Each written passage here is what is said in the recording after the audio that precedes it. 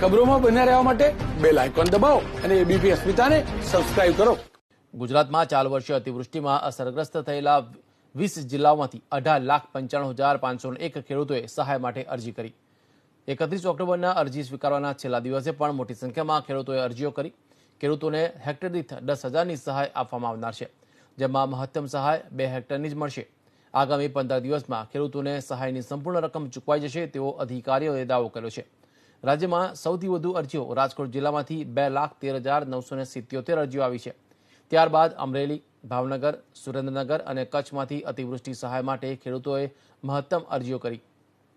સૌથી ઓછી અરજી નવસારી જિલ્લામાંથી 454 આવી છે। અમદાવાદ જિલ્લામાંથી કુલ 71,766 ખેડૂતો દ્વારા અરજી કરાઈ છે। અધિકારીઓના કહેવા મુજબ હેક્ટર દીઠ 10,000ની સહાયમાં 6,800 રૂપિયાની સહાય કેન્દ્ર સરકાર આપશે, જ્યારે બાકીના 3,200 રૂપિયાની સહાય રાજ્ય સરકાર આપશે। ચોમાસામાં ભારેથી અતિભારે વરસાદની સ્થિતિમાં ખરીફ પાકને મોટા પાયે નુકસાન થવાનું પામ્યું હતું।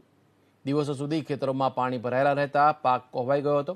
આ સ્થિતિમાં ખેડૂતોને મોટું નુકસાન થતાં રાજ્ય સરકારે સહાયની જાહેરાત કરી હતી।